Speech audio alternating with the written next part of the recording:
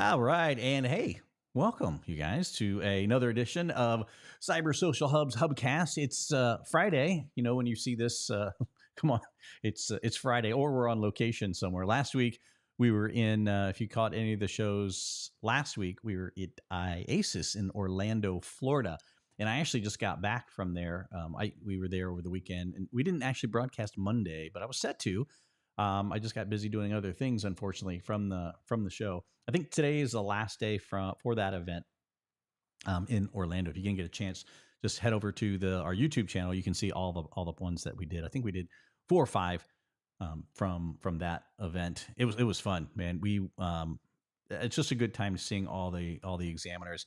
There was a video I was going to show here, but I didn't set it up. I just realized it, but I put it on Twitter. If you guys don't follow me on Twitter, it's just at Kevin DeLong, real easy.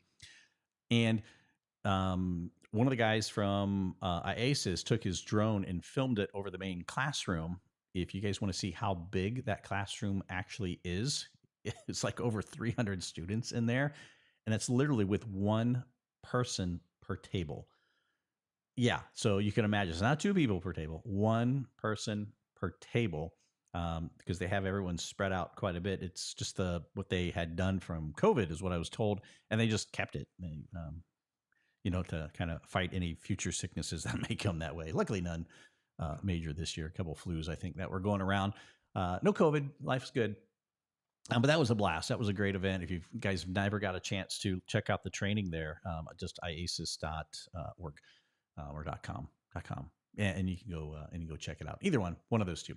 But before I go any further, I want to ask, and if you guys are not a member of Cyber Social Hub, then I would highly recommend that you guys sign up. Why? Because it's free. It is absolutely free. Obviously, the Hubcast is always free as well. You don't have to be a member to come in and enjoy our shenanigans at all. You're always welcome to just hang out with us every Friday. And we do put names and stuff up onto the screen. Like Ron was just commenting on the IASIS stuff. And yes, it is a fire hose of information. So we will occasionally do that and pop your information up as you comment back to us. We're broadcasting out, so you guys all aware. If you're watching us on YouTube, you're in the right spot. That's our home channel, kind of where we can hang out and see the most interactions. It's just because that's Google has the most open API and allows us to do that and see the conversations fully. Facebook, we can see chats as they come in. Can I see them as they come in, or I just push them out? Anyway, but X, aka Twitter, I can now see chats as they come in from Twitter. It's a new upgrade to the system that we have here, which I thought was awesome. LinkedIn, sorry. You're dead to me. No, it still works. Obviously, we can broadcast out to LinkedIn. I just can't see the chats, and you guys can't see our chats at all. And that's too bad. So come on over and enjoy the show on one of the channels that you can interact with us. YouTube's the best one. You do have to be logged in to chat. That's the only downside to it. Larry says, fire hose, definitely. ISIS class of 99. Yes, rock on. And Ron is the class of 2009. I am the class of 2007. Anyone beat that? Anyone beat 2007? Going once, going twice. I'm on a 15-second delay or so. So you guys, I'll let you guys post out there. But before we go any further, make sure you sign up for Cyber Social Hub. Also, my daughters constantly reminding me, who are 12 and 10, by the way, to tell everyone, Dad, you got to tell everyone to like and subscribe to your channel. So there you go. Yeah, oh yeah, Larry did have me beat. Ron, you're right. My math is not good. So he's a 99.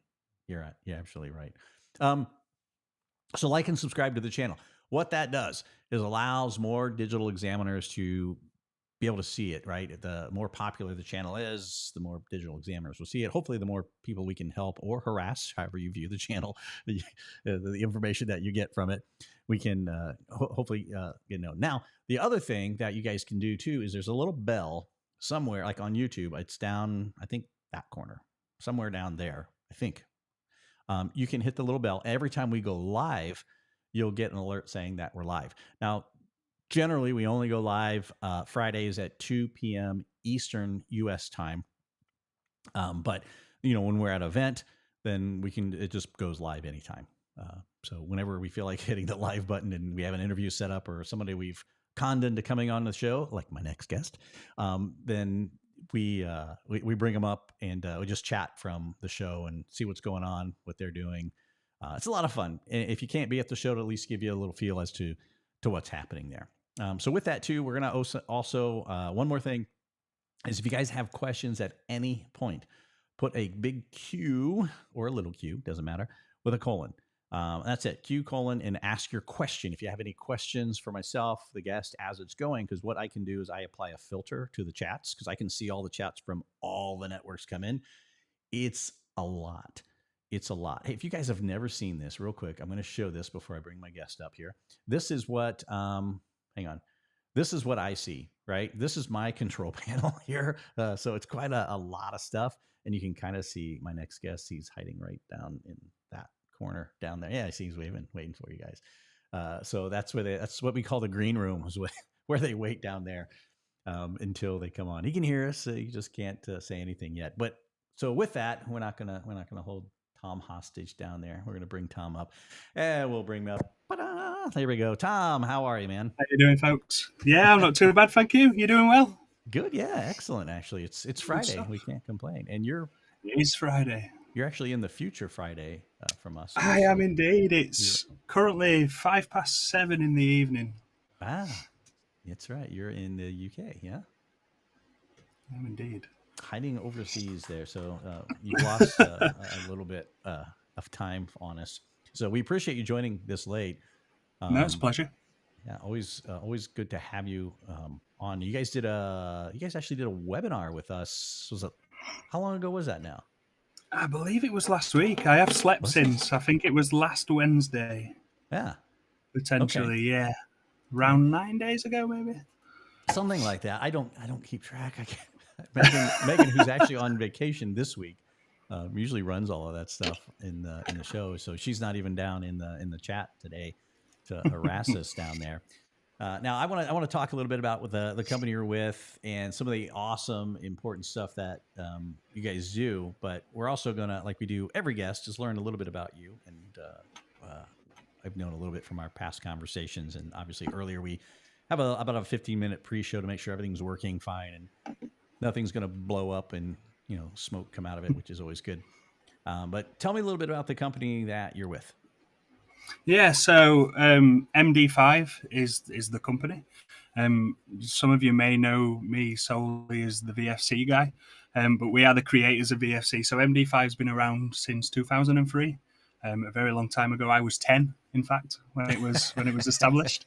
Um, but we basically, our company deals with digital forensic work, so aiding law enforcement, even the private sector, financial investigations, all that litigation. We also offer e-discovery, e-disclosure services too. And like I say, we're the creators of the world-renowned, I'm allowed to say that because it is, VFC software, which hopefully I'll be briefly showing a little bit later on. Oh, very cool. Yeah. So VFC is actually an acronym, right? It It actually is, yes. means something. What does that stand for? So, contrary to what the first hit on Google will say, it's not vegan fried chicken. Um, Is that what it says on Google? if you Google VFC and nothing else, it will bring up vegan fried chicken. Um, I but gotta it try is it. Go ahead. While you're explaining what it is. it's very very straightforward. It's virtual forensic computing, and it essentially does what it says on the tin, which is quite an English phrase, I believe. But it creates your virtual machines of the original device. It's so much more than that. But in a nutshell, it creates the virtual machines. It's got so many more features, just taking virtualization to the next level. So let's not try and think of it as just a virtualization tool, but that essentially is what it does. Yeah, and we're going to talk about some of those awesome benefits to that later on in the show. But here in the U.S., Google does not put you down with the Oh, fried chicken level. So there's a company called VF Corp that you guys get mixed in with oh, because it takes the C out of the corp, and they're not have nothing to do with virtualization. And then the other one is vaccines for children. So oh, yeah. It's definitely not that one. yeah, nope. It's definitely and not then that. yeah, and Vega Force. No, so that's good. No associations with VFC and chicken at all here, at least in the first. I'll Oh, take there it it. is. I'll It's take it. down. It's down probably number 10, 11 on there. The We'll take it. the vegan Not everyone needs digital forensic software, so vegan fried chicken. it's an kind of defeats the oxymoron. purpose. Yeah, I know. Holy crap, we Let's got not try some and offend too many people. right. um, man, Curtis, I think you got all of us beat at 97. I mean, when was ISIS even formed? Sorry, I'm looking at some of these chats. So I'm popping No, up on it's the screen. okay. Just Um, to let you know, it was 4 at that point. it was what? Sorry. So I was 4 years of age. Oh man, Not to make people feel old. I was where was I at in '97? I was in the Marine Corps in '97. So yeah, uh, even Ron likes that one. Yeah, that was man. I'm not sure now. I don't even know what year ISIS was formed. I know it's been around for a long time, but it really took off in those early years too. And now it's just massive, massive. Hmm. Um, so speaking of the world renowned piece, and because that's where I think I actually met you here in the States. You did It had indeed, to have been yes. in the States. And was that at Techno Security I met you, or it had? No, it was IASIS. Oh, was it IASIS? Oh, okay. So Yeah, it was that's right. IASIS. Last year it was IASIS. You guys were down. Two years ago, Yeah. 22, I think Was we it came 2 years over. Yeah, ago? Holy crap, that goes by yeah, quick. it's been a long time. Oh my goodness. Yeah, Yeah. So yeah, no, it was a really good one this year. Not to say that um, you guys missed out on anything, but it was I'm wounded. it was pretty good. There's a lot of students there for sure, even more so than the prior years. I just amazed on how well that operation runs when it comes to No, yeah, an all volunteer organization that can handle the main classroom. I think of 320, something like that. The main classroom, and then they have all the side classrooms, which I think you were down by the ones that were in the closer to the larger hall, or the rest of the exhibit hall. And then yeah. I was down on the other side with there's a few around the corner from there. Man, it's just I don't even know how many students were in those because I think when I talked to Gene earlier or late last week, I think I talked to him last Thursday or Friday. He said there was 700 some students Wow, that was going through there. That's it's a lot of insane. students. That's Yeah.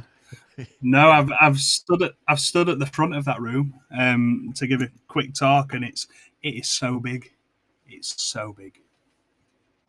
Yeah, it is. So Curtis tells me 89. Now that's the year I graduated high school, just for the record there. So there you I go. wasn't even a twinkle. And I'm not young anymore. I mean, it gives you an idea of what year I graduated high school there in the 80s. The best years ever. Anyway, um, so yeah, no, that's pretty cool. So let's kind of talk a little bit about virtualization of a machine. This isn't a technical show, so anyone who, because you guys, if you know me, if you've watched the show before, I don't tend to get technical. We tell bad dad jokes. That's really all it was, and I probably should have prepped you for that, Tom. You could have No, prepped it's some fine. at home. I love a dad joke. All So right. more for it. They'll randomly come out throughout the show, either in the chat that you hopefully see somewhere on your screen, and I'll make sure I highlight them if anyone has a really good dad joke that we can put out there. And they're not limited to just dads or non-dad. It's just a category of joke that means it's so Bad corny and jokes. ridiculous that I find it funny. That's really what it comes down to. I'll send you, Tom, a link. I don't know if you've seen them or not, but or if anyone else has seen them. It's these three guys. They're hunters, and they're usually all dressed in camo, setting in what's called a blind. which is Mm-hmm. usually like a hunting, either a half shelter or tent, and they're whispering the jokes back and forth to one another, trying not to laugh out loud to obviously scare off the reason why they're there in the first place. Um, awesome. I mean, I laugh at these guys, and I'm sure people, all my family on Facebook, probably hate me because I repost them all the time. And I'm like, oh, that's a great joke. On we go. So it's terrible, but No, I look great forward fun. to it. And things like that as well, where you're in those situations. The worse the joke, the funnier it is because of the situation. Yeah. I just I laugh because they're so dumb, and when the other guys laugh, it's just great. It's absolutely great. So let's talk about virtualization a Yes. little bit. And the name of the show was, some of the benefits and reasons why you would want to. And I know you covered some of these, I think, in your webinar. Um, Mhm. and what do you see um, is kind of a top reason that you would want to virtualize, or a benefit to virtualization of a case, or the So suspect machine? it's to me, and of course, I'm going to say this. I see them every day. Right. Virtual machines that are what my job is based around, essentially. Um, so I'd say it's difficult to put one main benefit at the top of the list. The ones that spring to mind, which I can just reel off, are you've got that sandbox environment, and the virtual machines that VFC will create pretty much a carbon copy of what's going on. So you've got a full sandbox environment to do what you want inside of there. Mm-hmm. The second thing is um, just how it's displayed. And that's not only for the court side of things. Yes, judge and a jury, it's absolutely fantastic. But even for an investigator to understand what's going on, sometimes you just want it in its original format. The amount of people that I speak to on a day to day basis, so many people have just told me it's so nice to be able to forensically switch a device on and just have a look through. And that's what a virtual machine allows you to do. It just gives you a playground essentially to do what you want inside without any consequence. Yeah. So to be clear, so people understand really what it is you're not working with the original evidence. It's No, definitely not. Yeah, right. Yeah. So it's important for me to say that. Yeah. So there's three main ways in which VFC works. So the majority of time you will use a forensic image, and it'll work completely from that. You can also use a write blocked hard drive, and recently we've released a portable version of VFC, which will allow you to use it on the existing hardware.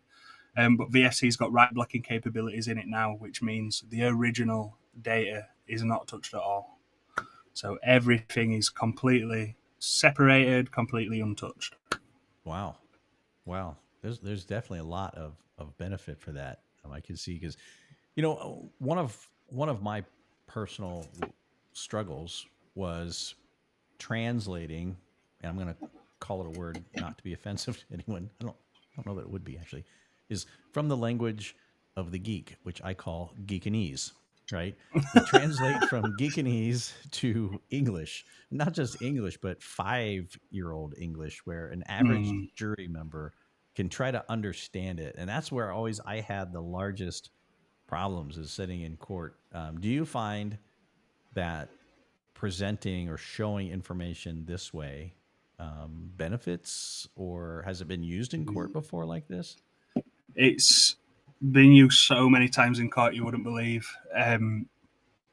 So just to give a little background of who I am and where I've come from. So this is actually my first job in the industry. So I haven't got digital forensic qualifications or anything like that. I came in from more the salesy side of things.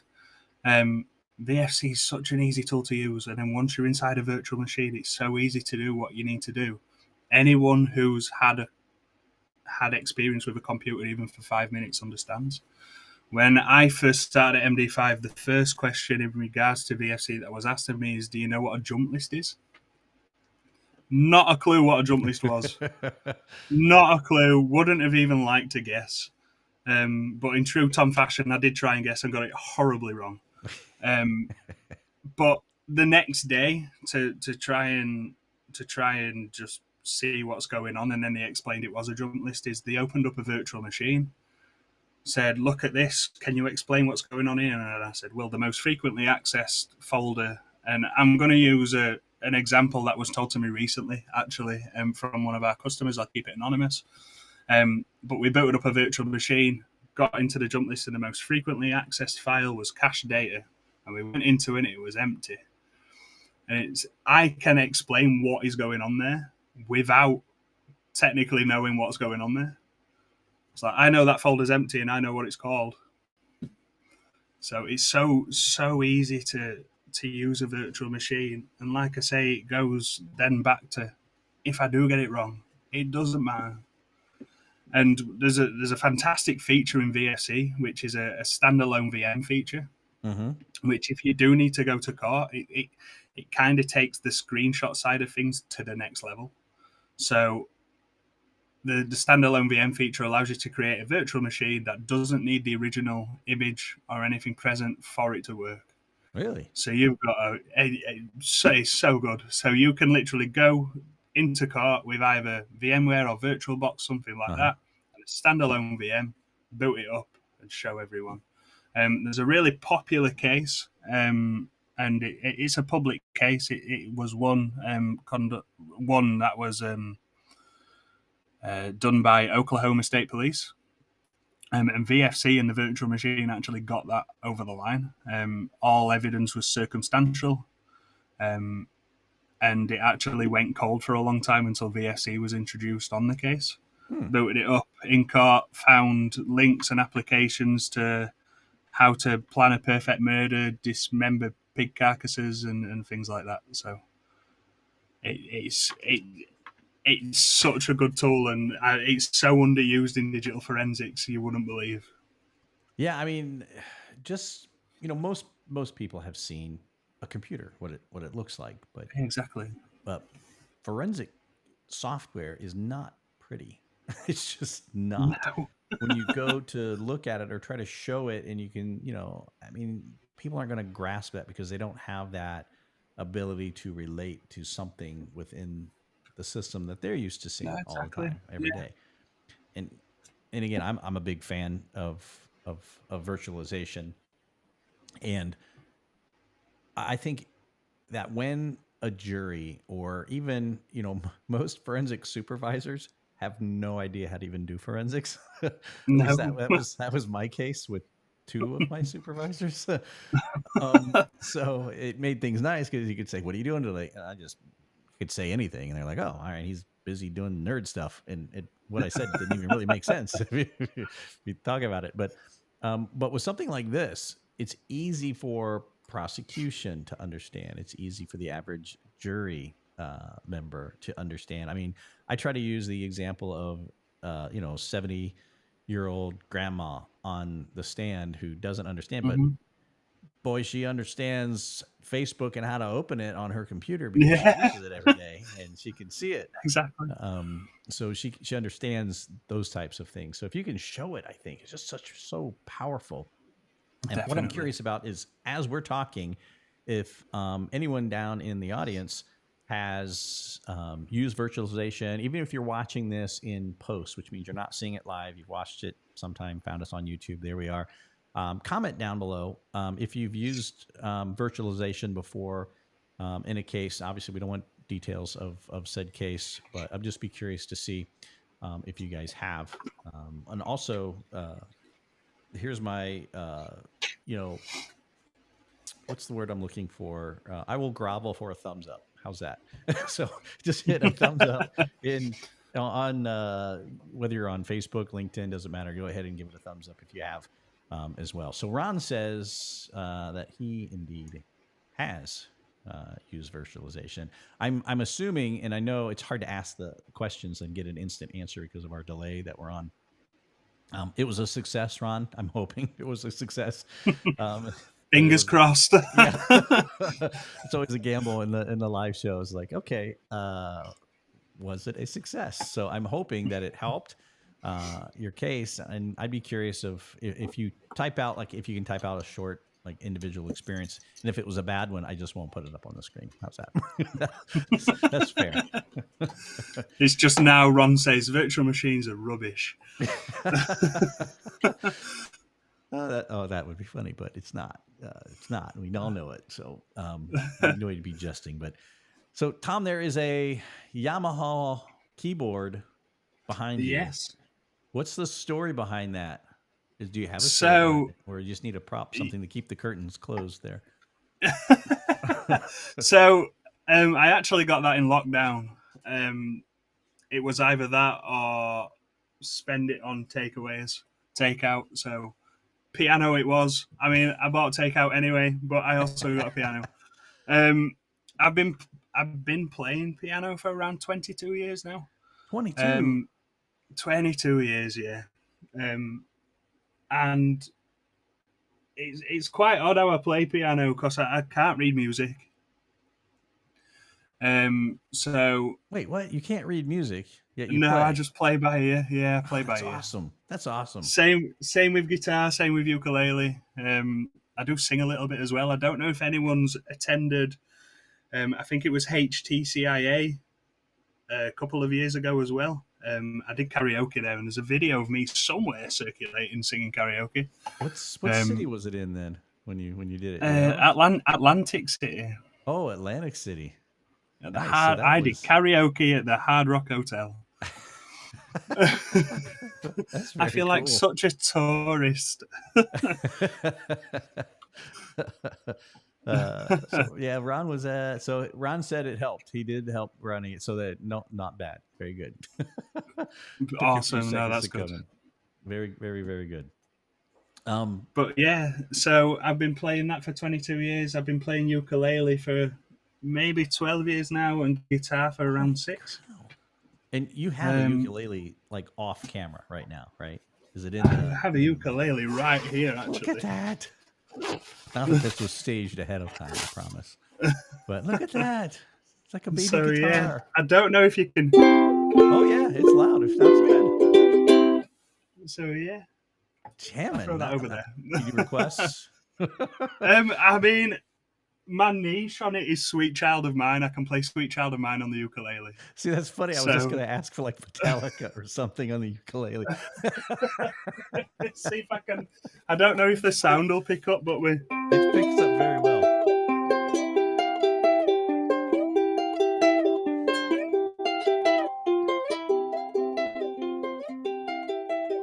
That's got to be an internet first. Little Sweet Child of Mine on the ukulele. That's freaking awesome. That's the best so far. The best I've had. Bet you weren't expecting that today. No. Holy crap. Now, you guys have to give a thumbs up for that one. Holy cow, that was awesome. Buy a license for that. I will busk for licenses. Yeah. Oh, yeah, I didn't think of that. I hope YouTube doesn't like give us a tag. I got to give credit for that down in the. No, it's not that good. It's not that good. Their algorithm is pretty stinking good because obviously we are the music that we played in the intro and we exit is licensed. We had to license it so we wouldn't get dinged for it. Yeah, pay for that. And crazy wild. YouTube. Anyway, I don't know about the other networks. I don't really care so much about them. But no, that's awesome. That's awesome. I think it's fine to do covers. So you could have sang it too. I think it's fine. Okay. Because I see it all the time. I won't be doing that for people today. So no cover bands. All right. That's okay. I'm waiting for requests. I haven't seen any requests come into the chat. I'm sitting here looking. And, hey, next time, if you want me on, I will get this set up if you really want me to. Can you jump from instrument to instrument really fast and just like continue the song? I think I saw something like that on whatever that one show is with Simon Cowell. Yeah, I mean, if everything's set up, it wouldn't be too difficult. Voodoo Child, I'll do that next time. I definitely can take requests. So when it comes to me, so another little bit about myself, which I don't mind talking about because I feel like people need to talk about these things sometimes just to make it more visible. So I've got ADHD and Asperger's. So I've got autism and ADHD. And they say that people with autism have a special skill. Mine's music. I Yeah, can that's play by awesome. ear, so you could play me a song, and within about 10 minutes, I can probably play Wow. Wow. I have no musical talent at all. And it. that's why I played drums in high school. So there's no real, had a Hey, little bit of, drumming's hard, it is, but it was snare drum. So it's not really that hard. It's not like I used even a so set. it doesn't count. Yeah, no, it was one drum balanced in front. We were good though. We went to state. We placed in state competition, whatever that matters Oh, for that's that in my pretty cool. life now, a bazillion years later. But it was fun. It was a fun experience. I don't know if you've ever seen like the military style drum lines when they come out and they do all the fun tricks with the sticks and back and forth. Oh yeah, yeah, yeah, We yeah. were doing that back in the '80s, and that's it's. I watch them now and I'm like, holy crap, they've gotten so much better. We've never even placed in today's world. But yeah, I own a keyboard. Hmm. It's a Yamaha also, and then I also own two guitars, and I can't play any of them. So there you go. Well, um, now's your chance to learn. It's never too late. yeah, yeah, no, I'm pretty terrible. So the keyboard's actually my kids stole it, and I think it's in one of their rooms right now. My guitars I keep packed away. They're pretty, Yeah. and I pull them out and I go, "You see, I have a guitar," and It's that's like, look at this. It looks nice. It's that's not right. never been played. That's right. It's been well, yeah. No, I wouldn't define what I did as playing anything. It was, I tried. I what I find is it takes a lot of time and especially finger strength. Holy end of tips of my fingers getting raw trying to do that too much. Yeah, mine are And rock solid now. Yeah, yeah, yeah. So you probably have like quarter-inch thick calluses on your fingers I from can those punch things. people like that. Martial art mastered. Yeah, absolutely. That's pretty cool. Now you have some other crazy hobbies too. Obviously, people know Yes. if you've ever tuned into the show once. I mean, I don't have my lightsabers actually turned on, but they're right back there crossed. One's red and one's green. Um, and obviously, if you look through there, you'll see what is this? It's like Star Wars figurines, like down here in this corner. And then I'm trying to do this. I'm mirrored, so it's really difficult for me. And then there's the Mandalorian helmet. I have drones. This isn't my only. That's my old one. It doesn't fly anymore. It does fly, but old. And then Legos. I actually like it's a combination of Legos slash Star Wars stuff. Too. Um, Yeah, Lego's expensive. it is. It It's is. gotten so expensive. I know, but I still buy them, and it's it's horrible. But they are pricey. I usually try to find them on an auction site, like somebody who's put it Yeah. together yet doesn't keep it together and display it, and they'll throw them all back in the box, and they go, "Well, I did that." And it's like a puzzle for them, and they just, I'm done with it. Next, Oh, I couldn't so do that. It's got I to stay built. I know. That's the way I am too. It stays built, and my son likes to come down. Like there's like right there where my thumb's at is the X-wing, the original Luke Mm. Skywalker X-wing from New Hope, is right there, and he likes to come down and play with it because the wings will open up, and I'm like, "Wait, please don't." No, no. It's like, It's not a toy. that's right. I'll buy you one if you want one, and you can crash and destroy it all you want. I don't know. It's weird like that. I'm curious. Also, we're gonna get to your hobby in just a second. I'm curious. I'm gonna ask the audience as well. What weird hobbies you guys have? Please keep it PG-13. I'm talking to you, Ron. Talking to you. But if you guys have anything that odd that you do, that's obviously I got a lot of tech. I love technology. I was showing you kind of some of the stream decks, the buttons I push to change the scenes here. Um, but yeah, so Ron has one here. He says he likes to freeform Lego sets. We can build multiple things, and 100%. That's one of my favorite things. I think, and again, my opinion, not that it matters, is that I think it really helps build creativity and it helps people think outside the box when you're doing some freeform stuff. I've bought my kids some uh, like Sonic the kits you can put together. You have to follow the instructions, but to me, Yeah. that's preparing you for some factory job or something. It's like, no, now take that, now make it your own. and we love the free form. We come up with some crazy Mm. ideas in the free form. It's a lot of fun. It helps get their mind out of the blocked regiment of things. So love it. Now you have one, and I know Megan, who unfortunately is not here on vacation, would sit and talk hours, hours with you on the Pokemon stuff, Definitely. and that's something I've not got into a whole lot. I have Pokemon Go on my phone, and because I used to, when I used to work for another company, I used to travel around the world. It was great, and I could get It's all the so fun. unique stuff. Yeah, because you get there's stuff in other countries you can't get here, Yeah, um, yeah, which I never knew. So I would play everywhere. I would go. It was great. But yeah. No, it's good. a you have a love for it, not necessarily Pokemon Yeah. Go, but you were showing me So something earlier. What do you got? yeah, so I've got a really cool collectible piece, which is a skateboard deck. With one of my favorite Pokemon. I won't expect anyone to know who it is, and if you do, fair enough. But it's Umbreon. Um, so that sits proudly on my wall, and it will never be ridden. Um, but You yeah, would cringe if you so put your foot on the face, right? I mean, it'd I be wouldn't dare. Yeah, cringy. I'd be so upset. But yeah, with Pokemon, I think it goes deeper than a hobby at this point. Um, Oh, it came out. Well, no, that sounds weird. PG-13. Um, but so it came out when I was a child, um, and just there was a really cool quote. It was just by some random person that was, "We'll never get to experience this again of not knowing what on earth is going to happen, and it's just the adventure."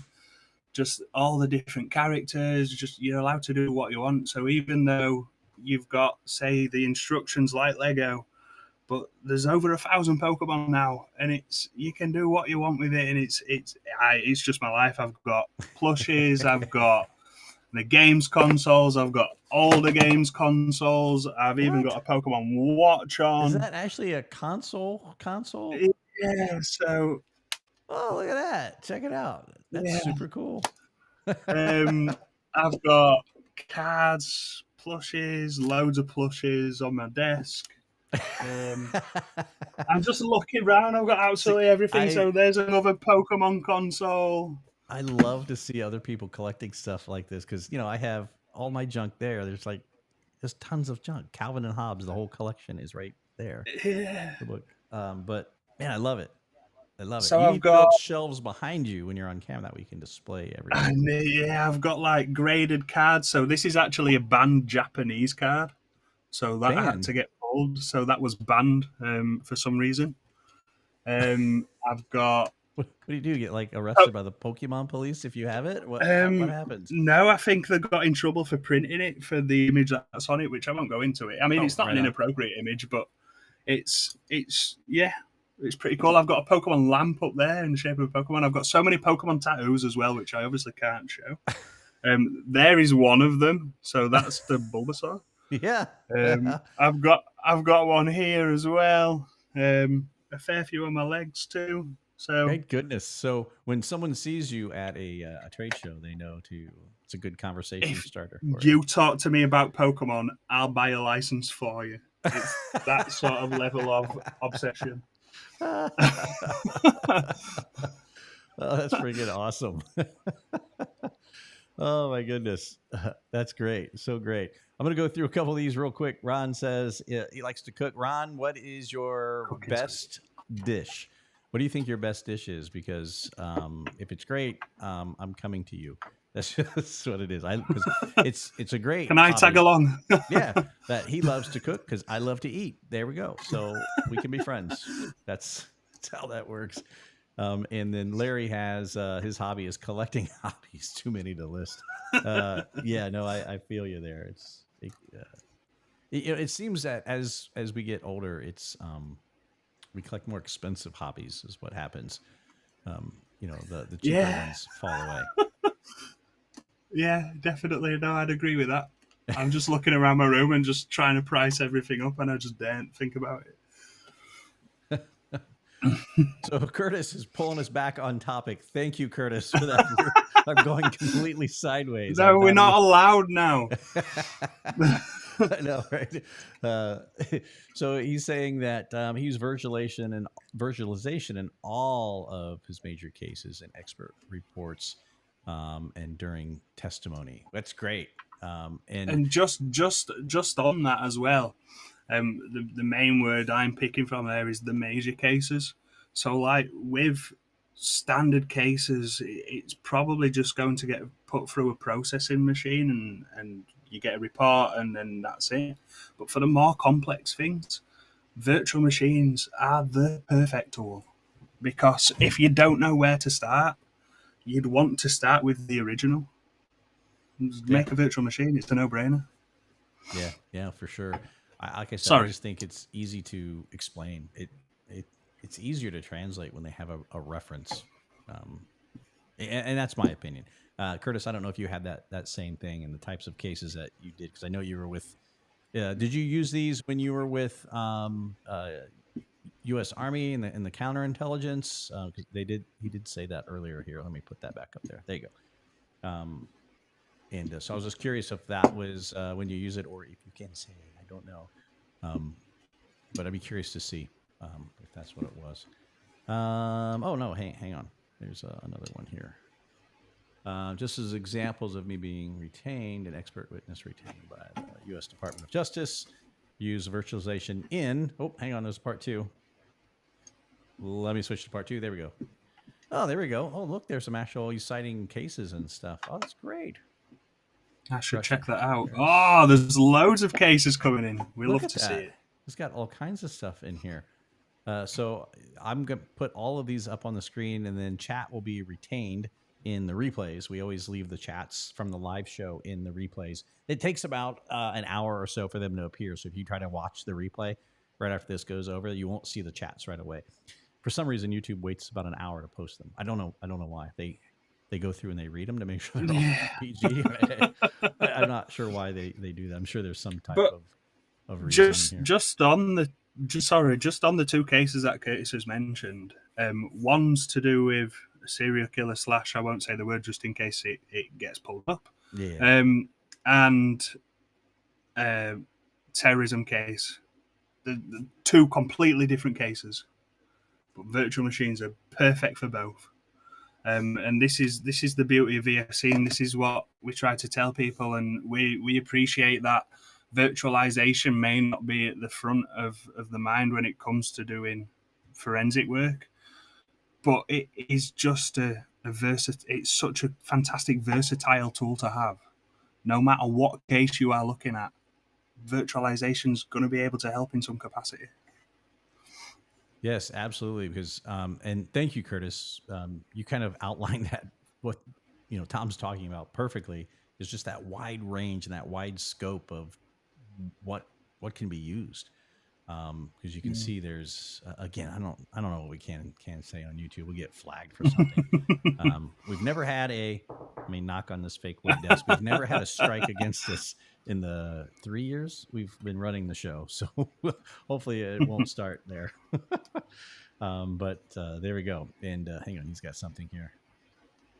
We use to recreate easily even during live trial. Yeah, which Yeah, yeah, there we go. There's your it's perfect. a fan that's explaining it for us. Curtis, you're doing all of our work for us. I appreciate it. Do you So want a that's job, Curtis? that's pretty awesome, for sure.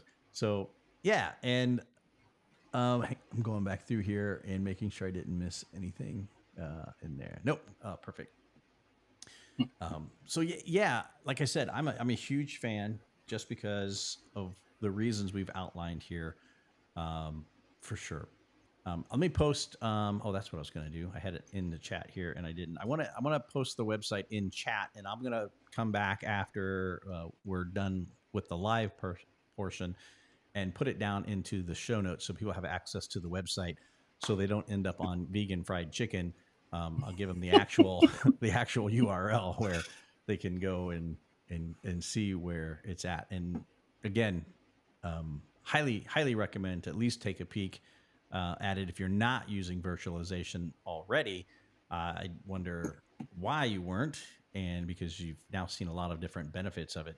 And again, I don't make anything from promoting it. I've just used it in my history. It was pre 2012 when I retired, but virtualization is awesome. Is awesome. Makes it super easy. Yeah, definitely. And as well, if anyone's got any questions whatsoever, how I'm being right now is how we would be in a chat together, in a call together. We go through what specific cases you've got and what your workload is, and I'll show you how VFC would benefit you. So I wouldn't just sit there and say, this is a feature, this is a feature, that's a feature. I'd show you what's important for you, and show you how to get the most out of it. So if you just want a quick 15-minute chat, just let me know. Get in touch. Awesome. Where can people go besides the website? And just is there a way to contact us? LinkedIn. So Oh, there's a LinkedIn. way to contact us on our website. Yeah, It'll I see take you that. to sales. But if you want to try and find me on LinkedIn, I can't get you a link now, unfortunately, just because I don't have the means. But if you want to try and find me on LinkedIn, drop me a message. Chances are I can see that 24/7 wherever I am too. We can set something up. Even if you've just got a simple question that you want answering, just slide into my DMs and I'll help you out. There you go. Pretty awesome. Yeah, I thought I had you on LinkedIn. I don't. My LinkedIn's all Have you jacked not? up Have today. you not got me on LinkedIn, Kevin? I don't know. It's funny. I searched for your name on LinkedIn, and the ad for this Hubcast came up. It's like boom right there. So we rank really well apparently on LinkedIn. I know I have you because we tried uh, Let me stealing just grab my your link and I'll send it to you. we were stealing your tried to take your one picture for something that we were doing, a promotion that we were Yeah, doing, uh, and yeah, yeah. So I know I've seen it. I just my LinkedIn's being a little funky at the moment for in there. I'll just. Apparently, Tom Cross is a very popular name. Oh, that Almost. upsets me. Yeah. Look at that. Well, I just Here we go. discovered. Yeah. Go ahead. I've just sent you, all being well, my profile in a Oh, message. yeah. It just came up, so I'm gonna click it and grab it. There you go. I'll grab it without all the UTM codes on there. Do you want the? Oh no, those are UTM codes for probably from your phone. Did you do that from an iPhone? I did Yep. indeed. See, look at that. How I know those crazy things. So I'm going to post his in the chat here. Tom's LinkedIn. If you guys want to get a hold of him and extend the conversation a little bit more. And again, I'm going to open this up for questions. Anything you guys have, use cases that you might have for virtualization. Feel free to ask him now. Now's the time, or better yet, set an appointment with Tom, Definitely. and you can and check things out. And I'd be curious to see out of I know Curtis and Ron have used it, and hang on, I'm scrolling now. Larry, I don't remember seeing if you used it or not. Sorry, there's a lot of chats that I'm kind of scrolling through very quickly. But what do you guys think, for those in the audience, was the single most benefit from it? And Tom, I'm gonna ask that of you as well. I'll let you answer first Yeah, because they're gonna take a 15 seconds or so. yeah, no problem. So the main benefit and what we get back from our customers, especially in the users of VFC, is that just having the visual aspect and just taking it to the next level in investigation, like we've already discussed, having a report's all well and good, but having the visual aspect of it is just second to none, and it just offers so much more. Um, it's and just to go off of a tangent a little bit while it's playing catch up is VFC itself isn't designed to replace anything. It's designed to work alongside everything else that you're currently using. So we would not expect you to drop something else and pick up VFC. But you'll probably find that if you incorporate VFC into the toolkit that you've got, it's just going to send the quality of the report from here all the way up to there every single time. Yeah, that's phenomenal. That's phenomenal. So I haven't seen anyone cite anything. Either they're typing or they're still considering it. Um, one of those two. But Tom, is there anything that you wanted to talk about that I completely took the conversation sideways for a long time? I apologize. No, But no, no. I anything like that it. you want to cover? So, like I mentioned at the beginning, and I don't want to delve in too much depth here. So, if you've got any questions, like we say, just get in touch. But virtualization now with VFC is just the tipping point. Um, it's it's got feature. It's got free password bypass features in it. It's got the ability to do single volume partition images, so similar to your logical images. So if you've got a decrypted DD image, because there were no other way of getting an image that you could analyze, VFC will virtualize that for you and Hmm. put it just like the original. And as far as I'm aware, there's no other tool out there that can do that. It's got the ability to disable Windows S mode. If you've ever come across that, it's still a relatively new thing. I say, what is But what is that? I don't even know what that is. yeah, so it's like a Microsoft's version of a Chromebook OS. So Oh, it's all locked oh down, yeah, it all switches over. secure. Yeah. But it means you can't really use other tools to forensically analyze because it's locked down. VFC will disable that with just a click of a button. Oh, nice. And you'll be able to treat that as a normal OS. We've got a powerful file injection feature. So if that is the case, that it is like an S-moded device, you'll be able to inject an imaging tool inside there and virtualize the virtual machine with, again, just a click of a button. But like we say, virtual machines are so versatile. You could inject RAM analysis, malware analysis, vulnerability analysis, all your digital forensic suite inside a VM and do the work inside there. Wow. Um, and VFC now gives you a triage log as well. So from pointing something towards VFC, whether that be the original drive write blocks or an image, VFC will produce a triage log within 30 seconds. Hmm. And tell you recently accessed applications, files, documents, Windows history, Chrome history, URLs, all connected USB devices to that machine as well. The last user logged on, last shutdown time, last boot time, all that information within 30 seconds. And that's from So if like you if need you're to, on scene using like on in scene, yeah, right blocker, triaging it real quick to see, hey, is this worth my yeah, time? you don't even need to remove the drive anymore. So let me see. I've got it here. So hopefully my camera's quite clear. Yeah. That's VFC portable. What? You'd plug that into the original device, go Yeah. into the BIOS, boot to USB only. You can virtualize on their hardware, What? and that has and it's. I say this with the caveat that it's not guaranteed to work. Right. But I've used this on countless TPM devices as well, Uh huh. and it's had no problems. Wow. Wow. So it's so much more than just the virtualization aspect now. It Yeah, gives it you is. That opens the up a whole quickest world. possible. Exactly. It gives you the quickest possible access into a device. You wouldn't believe.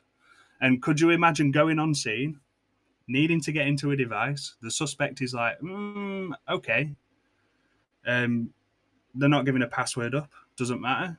VFC will bypass that password while it's creating the virtual machine. Um, let's say it's a big gaming rig and it's got a lot of RAM, a lot of processors. Doesn't matter. You're using their hardware. You're using it all, so it'll run just like the original. No kidding. And quite a lot of the time, when you've got a warrant for someone's arrest, you need to get enough information to keep them locked up. The triage log coupled together with that virtual machine will do that. Wow. So you wouldn't have to worry about them being released on bail or anything like that. So yeah. Yeah, no, that's awesome. And Ron brings up a good point here that one of the benefits that are coming, I see a couple chats down here, is that access files that are from like non-standard programs, like maybe the forensic Yes, software hasn't caught up because we know they're all like do every piece of it happens. artifacts Yeah, that we need. Never. it happens, and the beauty of the virtual machines, especially that VFC creates, you've got access to everything.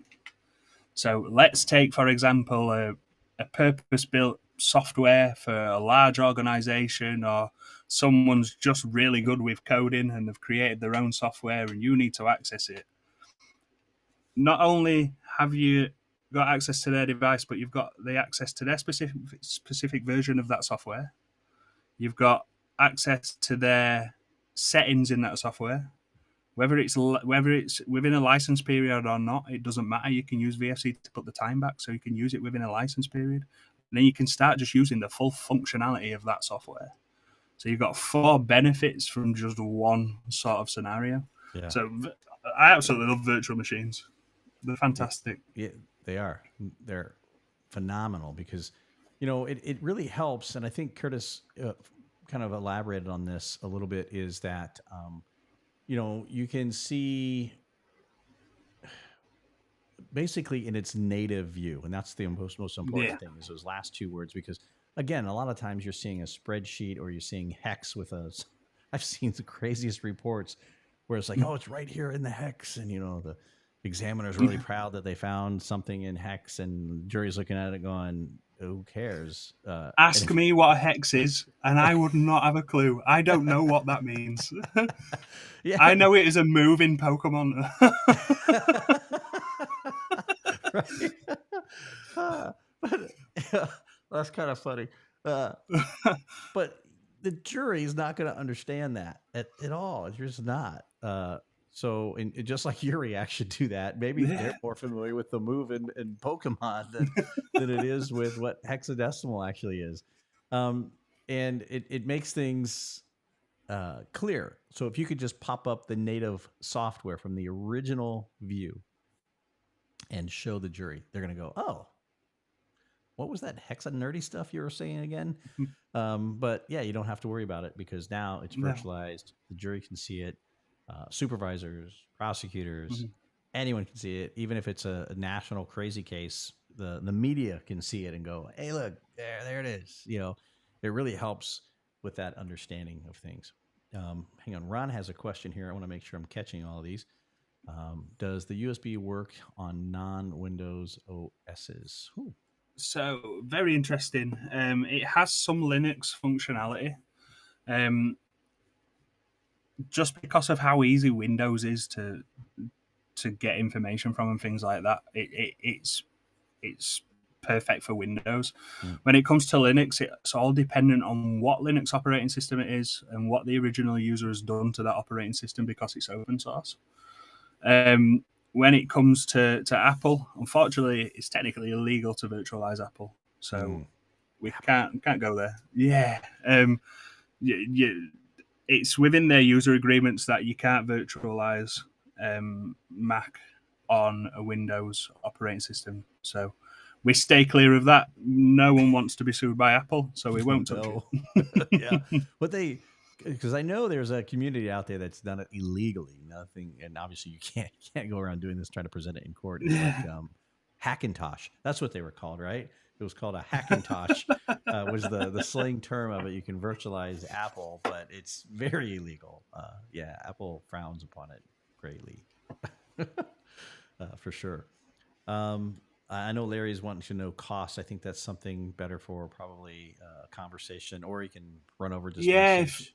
If you want to drop me a message on LinkedIn, I'm more than happy to help you out with that. Yeah, just we've got resellers and partners in the States, and if I start spreading costs and you have to go to them, then I may be stepping on toes. So. Oh yeah, thanks for explaining that, because that's the reason because other people are doing different things, and Tom's going to be your best bet. Just saying.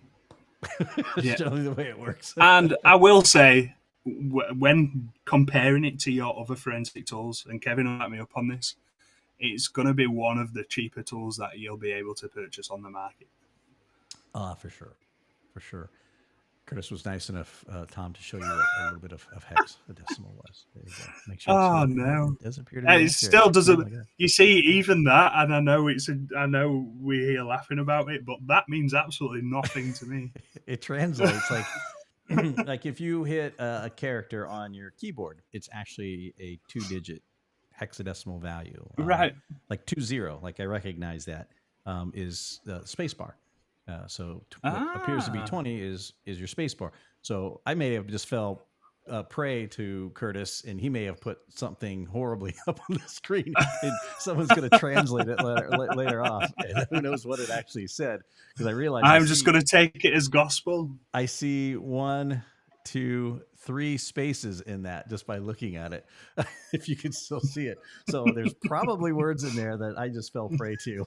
So hopefully it's not a Rick roll or even worse. So that would be funny to get Rick rolled in hexadecimal. Now Oh, that's a good joke brilliant. right there. Someone's got to do it. Someone who's watching now, please do it and just send me it, and I'll accept it. That's the only time I'll accept a Rickroll. There you go. Oh, for sure. Oh yeah, for sure. So Curtis says one of his favorite ones is Hex Viewer. Yeah, it's amazing. Um, yeah, yeah, I know it is a space. That's why I've seen so much hexadecimal. It's like, what was that scene in the Matrix where Neo came up on the one guy who was kind of a traitor? Gosh, what, can't remember the traitor's name now. Cypher, maybe that was his name, and and he was looking at the Matrix all in raw code, and it's kind of what it becomes with hexadecimal sometimes when you're looking at a specific pattern. Now, obviously, I can't read hex just by looking at it, but I do notice patterns very easily. Like if you're parsing certain things out, you can see it, like p lists, for example, and things like that. You can just start seeing that, and he goes, yeah, pretty soon you get to start looking at this so much you can just look at it in the raw code and go. Blonde, brunette, redhead, and you can just see it in the code. Ron, I'm not putting that on screen because I don't trust you. You see, you're no just speaking geekinese to me now. Yeah. So again, I see spaces in that. I see 20s in there too. So I always look for the 20s to see if they're trying to. And if you guys ever wonder with words, if someone's trying to send you something, always look for the 20. It is indeed a space. Well, you probably just saw me typing something. Then I've just typed it all out just so I can have a look later. Yeah. Won't look at it now, just in case. So there's hexadecimal to ASCII is what the letter translation version is, that you can just literally drop any one of those in and it'll reveal it real quick what it is. If you just do a search on Google, it'll come up. So now I'm scared that people are punking me here. I'm not putting any more of the hex on the screen. Very cool. Tom, I looked at the time here. We're over time already. Man, that went by really quick. It's always fun to get in a conversation with somebody and not realize that an hour had gone by. Definitely the best kind of conversations. Yeah, absolutely. So everyone, make sure that you guys go check it out. I put the web address in there. The web URL is in there somewhere. I'm going to put it in there one more time. So I'll refresh this so you don't have to go scrolling through chat. Oops, I went to the wrong one now.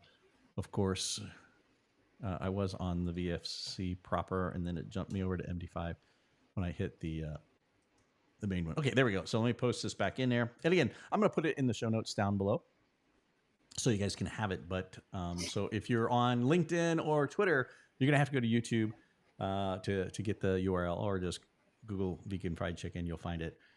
It's there. I'm never going to forget that now, Tom. Every time I think of VFC, it's vegan fried chicken. Vegan fried chicken. It's such a contradictory of terms. As long as you don't think of me as the chicken man, it's okay. Right. So you guys go check him out. You can. I put a link to in the chat here of Tom's LinkedIn as well. If you guys got any questions, you can talk to him directly. And sorry, Tom, I just realized that I did put that into our YouTube channel. So if you get some weird 2 a.m., 3 a.m. messages asking what you're wearing, it's not me, I promise. Well, at 2 a.m. we've got to keep it PG-13, but 2 a.m. it's probably not going to be a great deal. Excellent, man. Well, hey, Tom, thanks so much for hanging out with us. No, appreciate you taking your time out, coming on the show. Everyone else, make sure you give a big thumbs up to the show. We really appreciate it. And make sure, if you haven't already done so, that you have subscribed to the channel and hit that little bell to follow us along whenever we go live. It's not annoying, I promise. It's only once a week. So until next week, which I have no idea what is going on next week, so I don't have the list in front of me. We'll see you guys later. Tom, again, thank you very much. We really appreciate it. Thank you. And talk to you soon, sir.